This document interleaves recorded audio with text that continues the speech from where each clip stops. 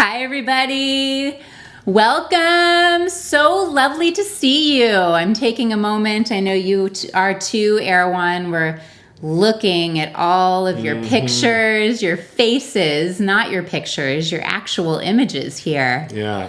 We're looking at you. Yeah, we are looking at you. So welcome, Mastery of Relationship. Hello. We're so happy to see you. It's been like several weeks in a row. It's been so fun. We've been building towards this topic together. So hello. And for those of you that have never met us, or maybe we're just kind of meeting recently, you're new, you're visiting tonight, I'm Alicia. I'm Erwan. And you have found yourself at Sex, Time, and Money, how to handle the tricky stuff. And it can be tricky stuff, right? These are areas of life that are so exciting. They drive us. We're like into them. And sometimes we can get a little, they get a little tricky. So we are going to support you in having total freedom and fun with those topics tonight. So for those of you that are new, this is a session of Mastery of Relationship, which is the core class, the core experience of our community and our school. So you're visiting that. And what we're going to do in a few minutes after we introduce ourselves is we're going to do a 10 or so minute guided meditation, really get us grounded in our bodies. And then we will dive into the topic. And that will include us doing some talking and some sharing. It'll include you writing, inquiring, doing some sharing yourself so you can really experientially get this topic for yourself. And then for those of you that are new, throughout the evening, you may discover that you'd like to dive a little deeper with me in these topics. You might want to speak to me privately about your own sex life, including time, money, romance, everything, whatever it is that's going on for you. And you have an opportunity to set up a time to do that. In fact, I know that some of you came here tonight wanting to talk to me privately. So I'm going to pop my info, our school info actually, in the chat right now. So there's a number to text. There is a link to click. You can just do that now, and then we'll set up a time to chat privately. And later on in the evening, you'll also have a chance to ask us some questions or share with the group about what's going on for you. So my advice for tonight, do not half-ass this experience. Do not do it. We get on Zoom and then we're like, oh, my phone, and oh, I need to clean the kitchen and all this stuff. Like, don't do that stuff. Be here, be with yourself, be with us, be with all of us. That's how to get the most out of tonight. All right, so what do we need to tell you now? We have been doing this together for the last 25 years. Can you believe this? Right. Erwan founded our school about 10 years prior to that, and then I joined him. We work with both singles and couples, supporting you in having the most amazing romantic life and sex life that you can have. Like, really, what's possible versus what we're conditioned to have. So singles come to us that want to get their dating life rolling. They might want to find a partner. Couples come to us that want to juice things up, learn more skills. People have got psychological challenges going on about romance and sex, sexual issues, everything in between. And so we've supported over 14,000 singles and couples since 1995. And we're having fun. We are having a lot of fun. Never a dull moment is how I like to say it. So why don't you say a little bit about you? A little bit about me. Life with me is never a dull moment. This is so true. I am never bored. Not once have I been bored with this man. There's quite a bit of drama, actually, if we tell the truth about this it. This is also true.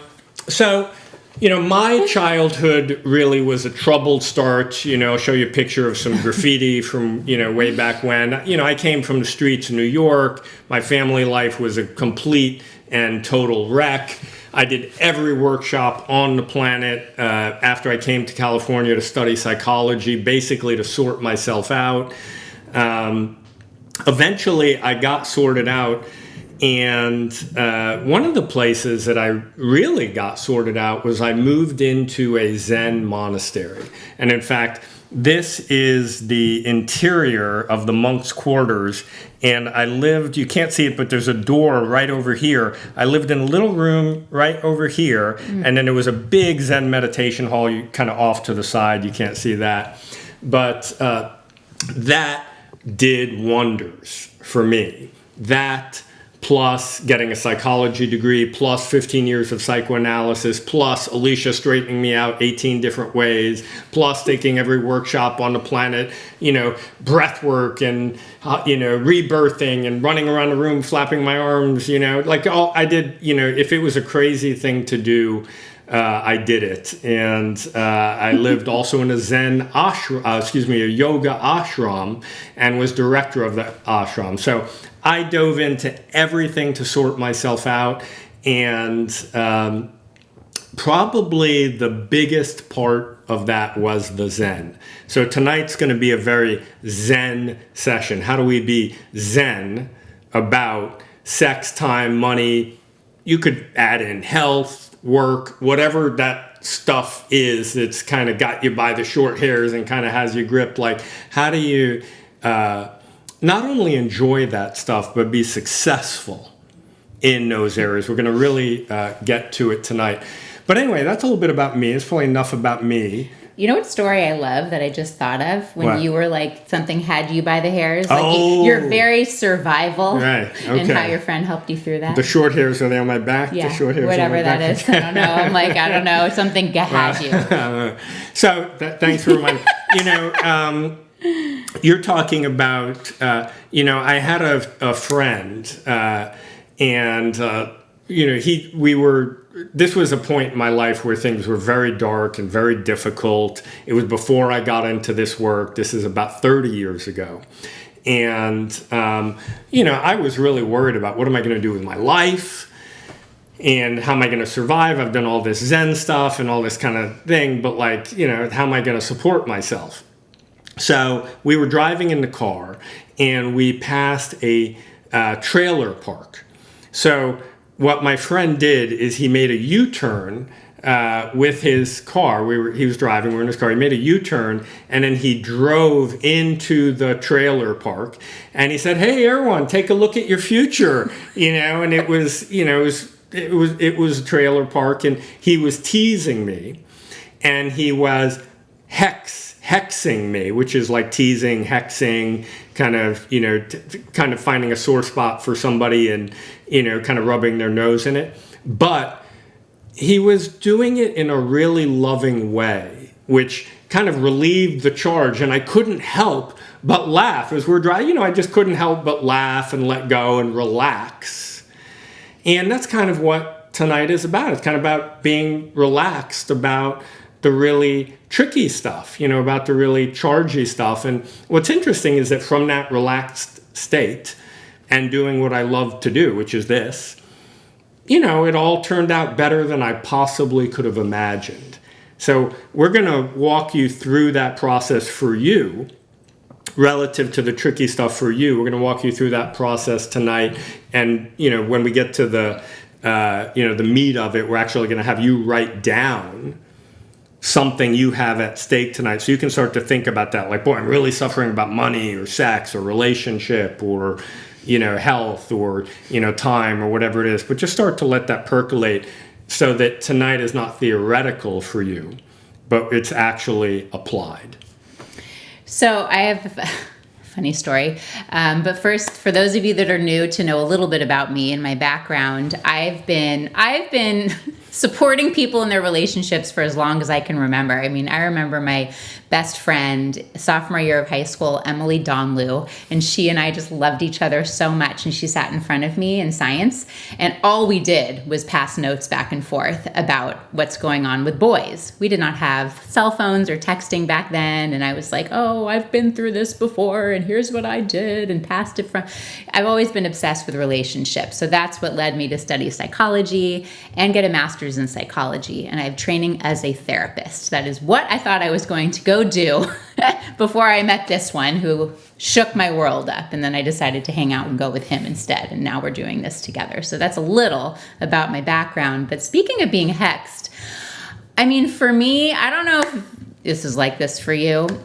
Middle school and high school and everything to do with romance was like one big hex, like one big pool of self-doubt.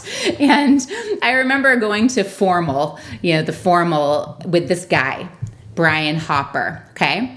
Very good-looking boy. It just so happened that I didn't know him. He somehow asked me to the formal, and I said yes, but we had never really met or hung out before. So there we were in that picture, all dressed up. And he was like one of the cool surfer dudes at my high school. And so they had rented this party bus.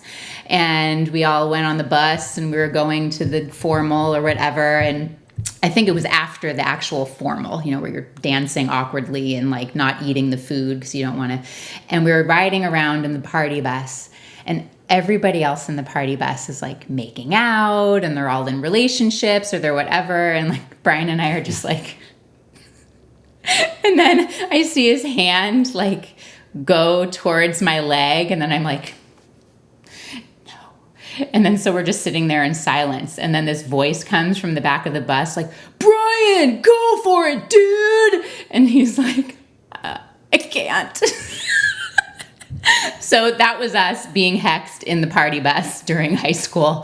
So we're going to help all of us not end up there in our sex lives, around time, around money, okay? Because I don't want to go back there, okay? We don't want to live there anymore, right? I'm recovering from that you even shared that. Well, when I thought of it, I'm like, that was awkward. Man, doesn't relationship, sex, time, money, maybe health, some other things, like tonight is really about those areas where we're really pinched and, and what can you do about that? So in a moment, we will do the guided meditation that I promised. First of all, I want to welcome 2 new members of Mastery of Relationship, Garrett and David. So hello, we're not going to have you come on right now or anything, but we just want you to know we're saying hi and we're so happy to have you join this journey that we're on together. Let's meditate, shall we? All right, so this is going to be short, okay? So don't blink. It's going to be a short guided meditation. It's really to get present. So let yourself be upright, let your chest be lifted. For the last few weeks, we've been focusing on that you get out of something what you put into it, right? This is kind of a basic thing. But as human beings, sometimes we act like we don't know that. Try it out for the next 10 minutes. Put your full self into this meditation, see how it turns out. You will get more out of it the more of yourself you put into it. So let your posture be really upright. Let your chest be lifted.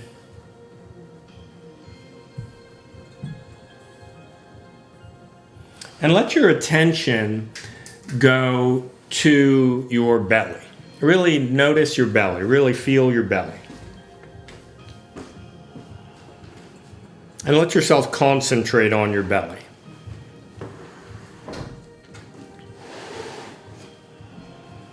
Concentration is a big part of meditation.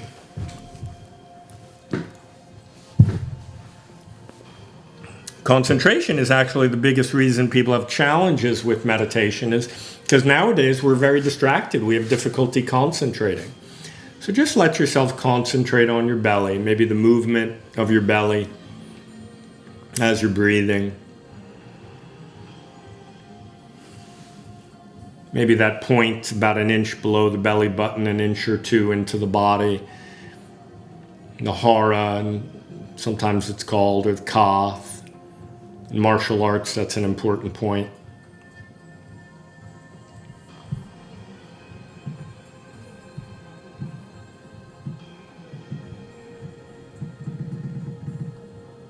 And notice that as you concentrate on a fixed point,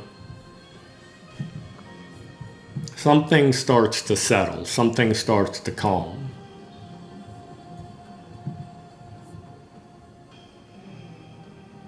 You don't need to have all your thoughts go away. Thoughts will still arise. That's fine. Let them come, let them go. You don't need to get involved with them.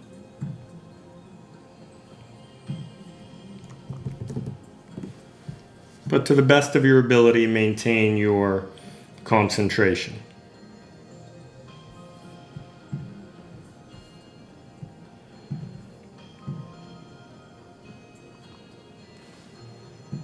Let yourself really feel the sensations in your body.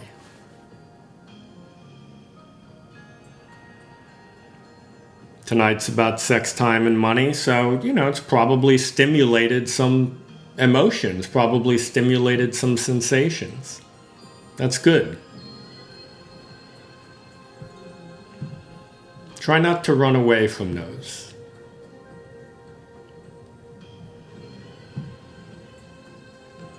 See if you cannot get into your head about it and think about it and try to control it or defend against the feeling or all that kind of stuff. See if instead you can just experience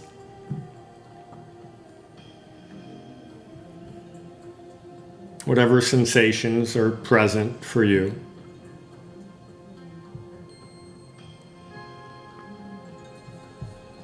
Whatever emotions are present for you.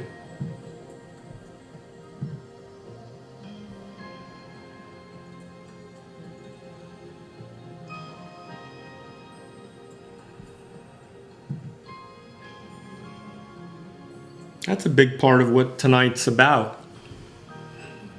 Handling chargy topics by not controlling them. By being right where you are. Experientially.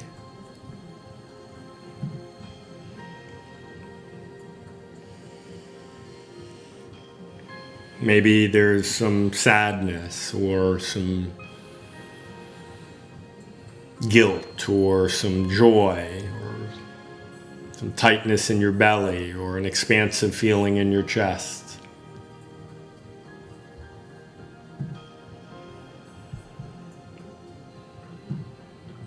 But let yourself really stay with yourself.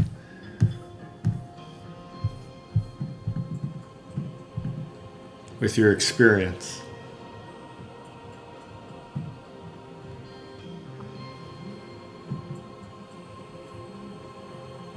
Notice what happens as you stay with your experience.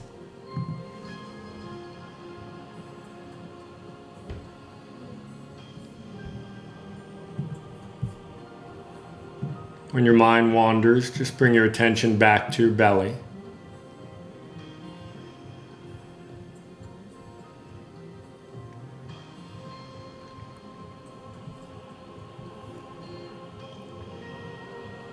It's kind of like GPS, your Google Maps or your GPS or your Apple Maps or what have you. You can only get where you want to go if you start where you are.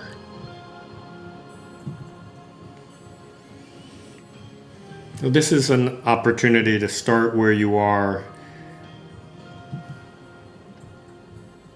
in all ways, your body, your heart, your mind, to be right where you are.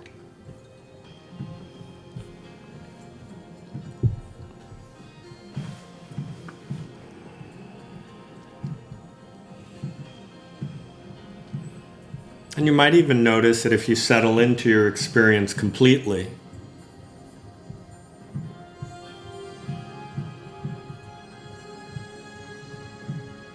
there's something blissful about it or something perfect about it. It's kind of a perfect experience, even if there's some pain or some difficulty.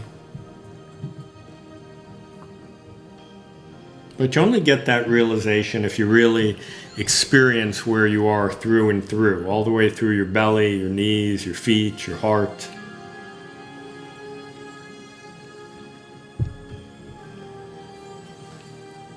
You can't think your way to that experience.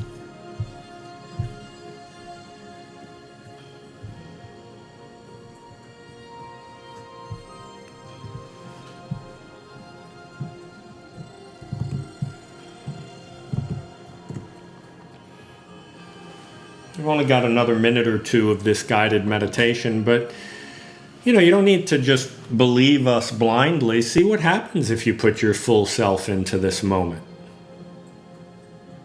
into your experience this moment.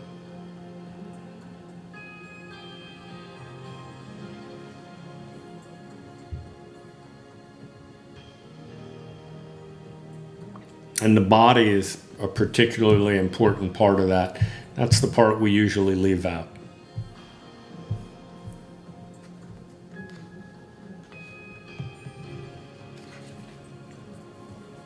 Really feel your body right now.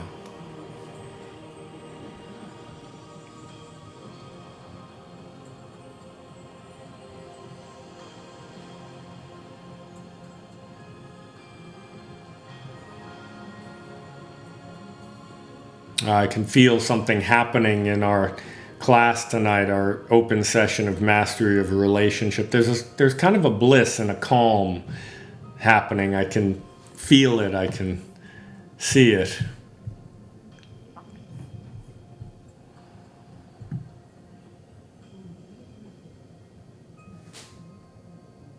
Oh, feels good. Now, in a few seconds, you're going to open your eyes if they're closed, and let that happen very slowly so that you stay with yourself, right? Really, with these chargy areas, we kind of tend to go away from ourselves, to leave ourselves. We get very thoughtful and fast and controlling and strategical and all that kind of stuff. So instead of that, really like be intimate with your sensations and your emotions, and right? Kind of the way Alicia was talking about showing up tonight in the class. Really show up for yourself. Really be present.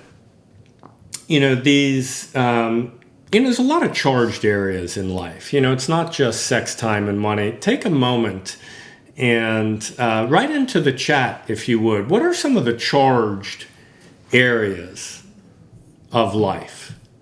Right? Take a moment for that.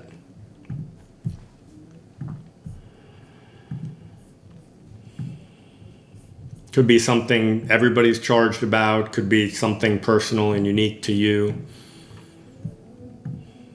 We're going to write them in the chat first, and then we're going to have you write it down for yourself on your pad.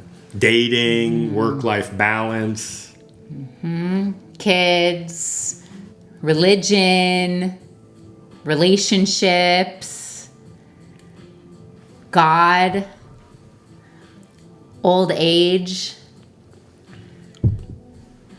office politics. Yeah. Office politics, politics themselves, all kinds of stuff. Not enough free time. Right. Health, yeah. Divorce, you bet, right? There's a lot of relationship stuff in there, a lot of health stuff, a lot of work stuff, energy, right? So now what we want you to do is we want you to write down on your pad something like really specific to you. Could be about health, could be about your dating life or your relationship life if you're in a relationship. But something that's really charged for you so that you have something at stake tonight, so tonight's not theoretical. Something you'd like to experience more freedom, more ease with, maybe better results with. So take a moment and jot that down on your sheet of paper and have it be as specific as possible.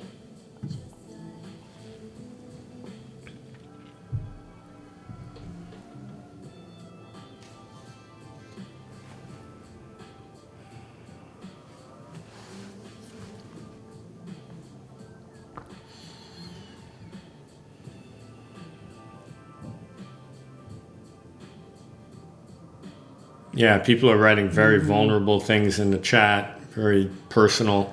Yeah, make sure you get something down on your sheet of paper that's really personal to you.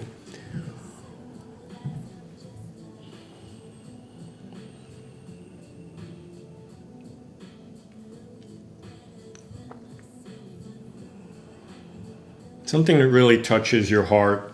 Something that's, you've been having some difficulty with. Something that's been kind of pinching you, you've had trouble being with. Money is a big one for people nowadays. Maybe it's something about your finances. Maybe it's something about your behavior. Maybe it's something, relationship with a family member.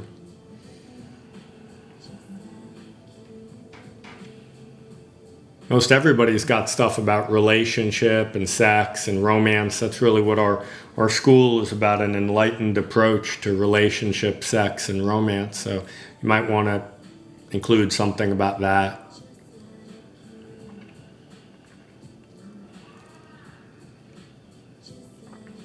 But you don't want tonight to be theoretical. All right. So here's the big question tonight. The big question tonight is, can we be relaxed with something that's highly charged? Right? Something that's really charged for you. Can we be relaxed with something that's that highly charged? Can we be, quote unquote, zen about charged areas in our life, or even more specifically, that specific thing that's charged for you?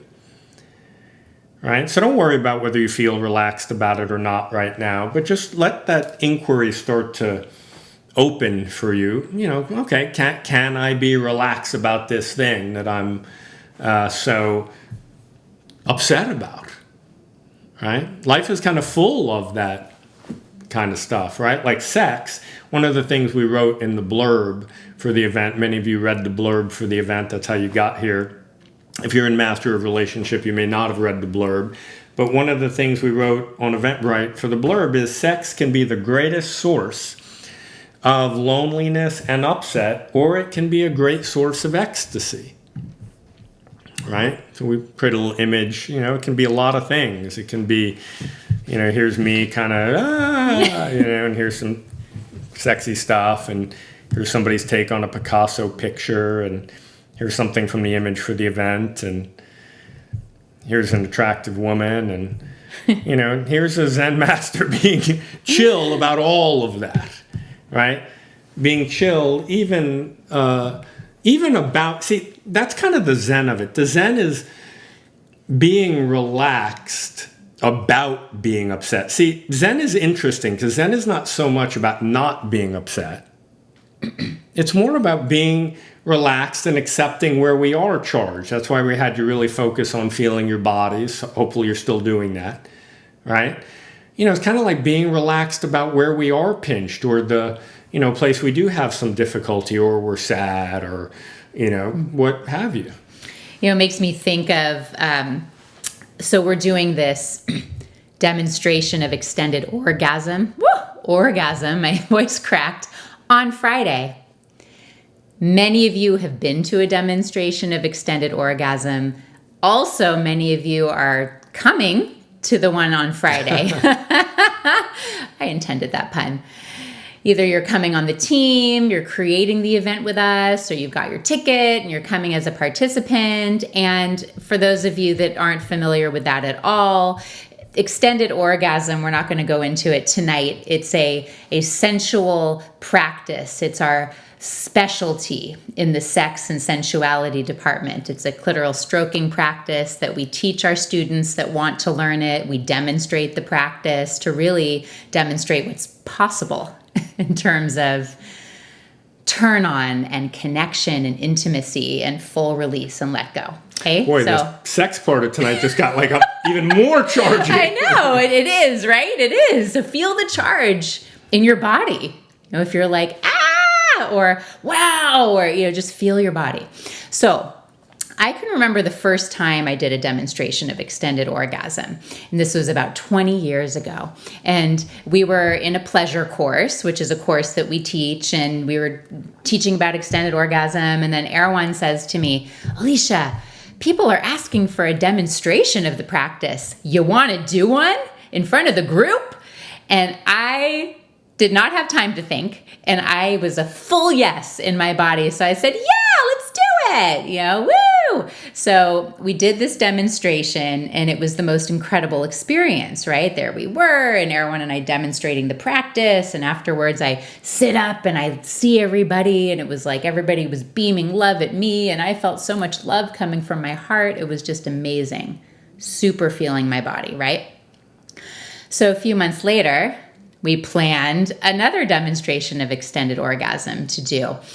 And that time I started feeling nervous, like, oh gosh, I hope it's as good as the last time I did it. And I had this performance anxiety and my palms were sweating and I could see people like taking their seats and I'm like in the back looking through the little crack of the door and oh no, I got really hooked and really upset. Like this has to go well and I'm going to mess it up and oh no. Have you ever had that, maybe around sex, like you had a good sex act before and then you're a little nervous leading up to the next one and performance anxiety? So I was like locked down and paralyzed in my body.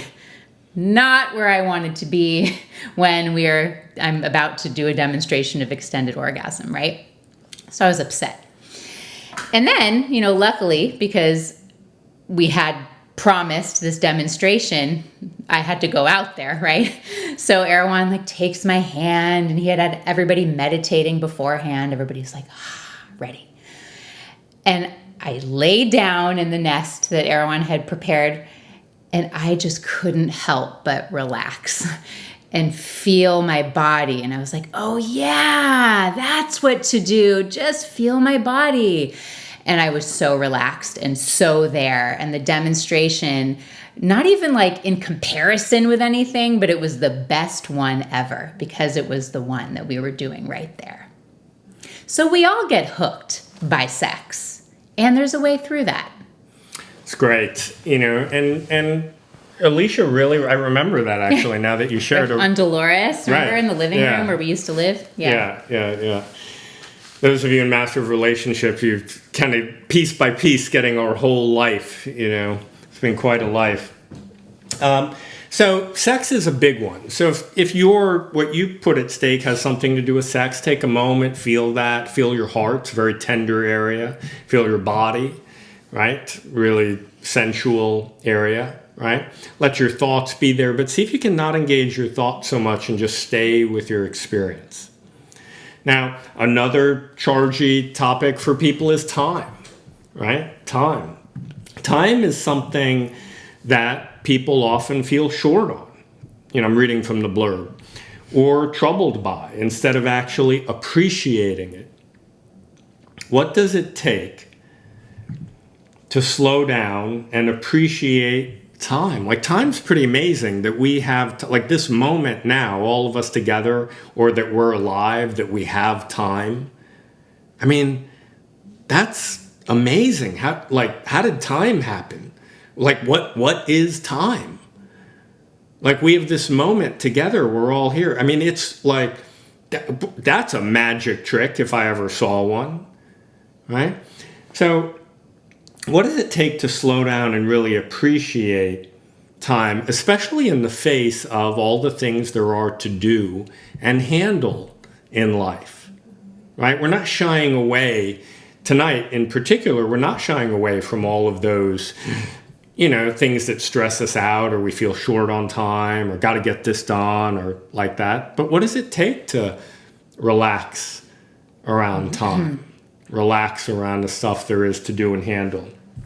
The way I like to think about it is, how can you bend time and experience timelessness or infinite time or no time or the moment amidst everything that's going on in life? It reminds me of that book, I don't know, it's like 15 years old by now, that book by Eckhart Tolle, The Power of Now. Really settle into now, be so settled into now that time kind of disappears. And you're just doing what you're doing. In this case, being in a Zoom class with the two of us and everybody else, and we're all together, and just this is a beautiful moment of time, right? So, we're inquiring, how do we experience this beautiful moment of time fully and not trip out about time? reminds me of the other day. So on Sunday, I was at the soccer field with our 6-year-old who's in this soccer class thingy. And it was so funny because, he gets there and like there he is doing all the soccer drills with the coaches and the kids, and they're totally having their experience. And then all of us adults are like standing off to the side, right? And what are we doing? We're like, so I get this good idea. I'm like, oh my God, I'm going to get a workout in. This is great. Okay, good. I walk the track. I'm thinking I'm like so cool. And I am cool. I think that's a good idea, by the way. And I will do it again on Sunday. But, being all efficient, everybody's like on our phone, being efficient. And the soccer practice ends, and I find myself completely crazed, right? Like, oh my God, it is 10. We are meeting our friends at 10:30 at the beach. We have to go. Oh my God, Aiden, our son, is still out there and he's like messing around with the coach. Why isn't he coming over here? It's time. I'm like waving at him and this. And like all of a sudden I'm like feeling this tension in my body. And I look around and all of the other adults are doing like some version of the same thing. They're like, trying to wrangle their kids, and they've got their phones and their keys and dragging them. And like, there's all this tension. And then I look out onto the field and there's the kids. They're just like, la, la, la. Some of them are eating their snacks and some of them are kicking the soccer ball around with the coach. And like, it's like peace over there and happiness and timelessness. Really, none of them were thinking about time, I guarantee. So it was like adults and kids. And I really, in that moment, was like, oh my God, I just want to be there. Let me be there. And I relaxed. I put my phone in my purse. I couldn't even look at it. We'll get to the beach. And I just enjoyed watching Aiden practice his little toe taps on the soccer ball and smiling and giggling with the coach. And it was really amazing. I don't know if you believe in this. It might seem a little out there to say this, but as I relaxed, I looked around and like the adults kind of seemed more relaxed too. Everything had slowed down. I think it really happened. That's amazing. When we slow down and relax, other people start to do that also. So this is one of the takeaways from tonight. You may want to write this down. You don't get out of being stressed by avoiding it. You get out of being stressed by really experiencing where you are physically, like really being right there and really accepting it, all the way down to the sensations in your toes. Because if you're resisting it, then you've got another problem, right? Called I'm not having the experience I want to have. But if you don't resist it, if you get into agreement with your experience and the sensations and the sadness or the fear or the stress or what have you, there's something about that where you're not fighting with reality and things start to chill out. And that's kind of where kids are. Kids, it hasn't occurred to them yet that they could be or should be having a different experience. It's not actually true that we could be or should be having a different experience. It's not, you can't ever be having a different experience than you are. So if you really accept the one that you're having through and through, something starts to shift. Time is a big one for people, right? So maybe what you wrote down for you is something to do with time or your schedule or work or that kind of thing. Now, it could also have to do with money, right? So I'll read the blurb we wrote about, I'll read the paragraph we wrote about money in the blurb. Okay, that's a big one for people nowadays, right? Money is, that's what I wrote here. Money is a big one for people, especially nowadays.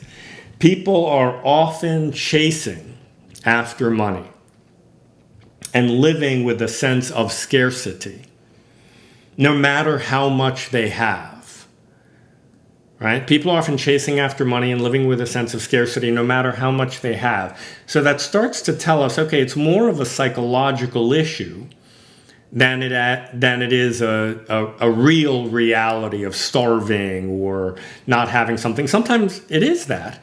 But more often than not, it's a psychological issue. While money concerns can be very real, the way that we approach money determines how abundant we feel and ultimately how much money we have.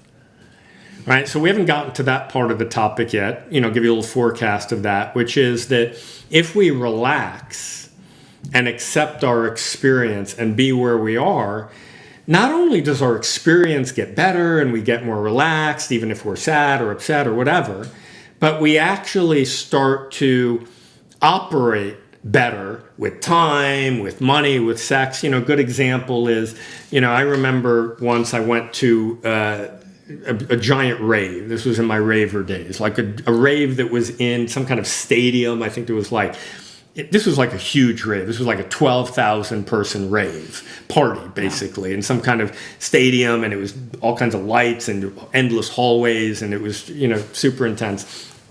And I had gotten separated from my friends. And so I was wandering around really feeling lonely and isolated and stressed and all the rest of this kind of stuff. And not wanting to feel that way. So it was just getting worse and worse and worse. And I was getting really wound up. And then because of my Zen training, something dawned on me oh, wait a minute, let me just feel my feet. So I started walking around just feeling my feet, and I started feeling better. And then I started noticing people, and I started feeling my emotions, and I noticed that I felt sad, and I noticed some of my psychology and issues from the past, and I just accepted it, and I felt my body, and I felt my feet. And, what was interesting is that experience started to relax, and it started to leave. And soon I was actually at the party that I was at, which was an amazing 12,000 person party. I mean, it was awesome. And about 5 minutes after that happened, I just naturally was chilling out in the chill out area with some new people I had met. About an hour later, my friends happened to walk by, and we all started hanging out together. And my point is that when we really be where we are, not only do we feel better, but things start to optimize. We become more effective socially. We become more attractive to others. We're more attracted to others. We're relaxed around time. If it's a work issue, that meeting or that project, you actually do better. You have more success when you're really relaxed than you do if you're tightly wound about something. So it's one of the keys to success. We think oh no, I got to get to that's going to, the more I worry about it, the better it's going to go. The opposite is true. The less you worry about it, the better it's going to go. But it's not worrying about it like fuzzing out and ignoring it. It's not worrying about it like really being right where you are. All right, so take a minute, feel that relative to the specific thing that you brought up. And the invitation of tonight is to practice. This is another Zen term, to practice in these areas, to have a practice, right? Because the concept that we're sharing tonight only makes as much difference as you apply it, right? The application, the practice, that's where the difference is made, okay? So it's important to practice in these areas, in these really chargey areas. When we do that, the more charged the area, the more of a portal, like a door, like an opening it is. It's kind of like a wormhole. You go in one place and you end up someplace totally different. The more of a portal it is to freedom. Right, where you are really charged and have difficulty, those are actually your doorways to freedom if you practice with them. So practice with your issue right now. Don't take what we're saying on faith, right? Like actually experiment. What's it like to feel it? What's it like to really be with it? We talked about being hexed, right? Let yourself be hexed. Part of being a human being is being hexed about time and money and death and sex and health and all the rest of this kind of stuff. Really let yourself be hexed. It's kind of a Zen thing to say when one is hexed or troubled or has a difficulty, one is blessed. When one is hexed, one is blessed. What does that mean? That means when we accept the anxiety or the worry or the anticipation or the lust, when we really accept it to the point of being relaxed with it, it becomes a portal to turn on and love and abundance and enjoyment. We could also say that when one is not hexed, where we're kind of avoiding something, that where we're not hexed is where we really are troubled.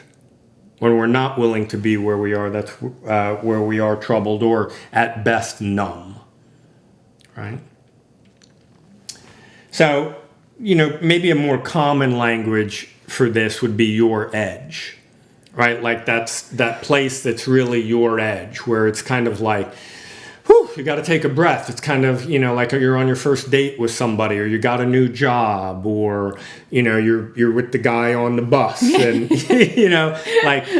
those places, to actually lean into those places all the way through your toes, right? Zen, I used to live in a Zen monastery, and we did all this chanting every day and all the rest of this kind of stuff. The last line in one of the chants is, don't waste time. All right? So we could also say, like, live right at your edge, that place that's like, and what's interesting is that when we don't go for comfort, but we go for truth or our edge or the way things are, it's actually a lot more pleasurable, and things really start to move in relationship and sex and money, and we start to have capacities and abilities in those areas. So take a breath, feel that in your bodies. A big question everybody has is, how can we attract more money or attract more sex and actually have the time to enjoy it?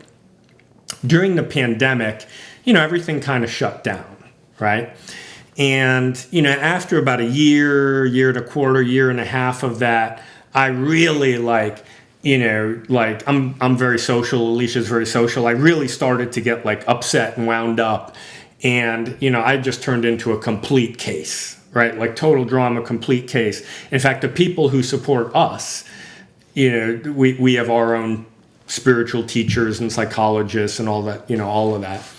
And, they actually talked with each other and did an intervention, basically Erwan, you're getting really wound up and and all the rest of this. And we sort of had a big meeting and, really encouraged me to just feel the sadness of so little socializing during the pandemic and, all the other things that went along with this last couple of years.